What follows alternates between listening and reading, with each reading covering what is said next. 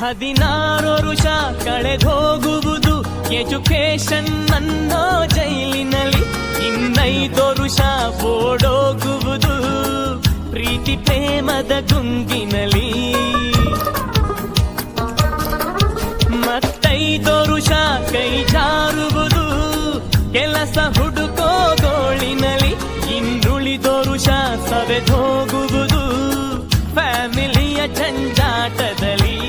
ತಿರುಗಿ ನೋಡು ಹೋಗೋ ದಿನ ನಿನಗೆ ಉಳಿಯೋ 100 ದಿನ, ಈ ಸತ್ಯ ನಿನಗೆ ತಿಳಿಯೋ ದಿನ ನೀ ಕಟ್ಟುವೆ ಕಂಟು ಮೂಟೇನಾ.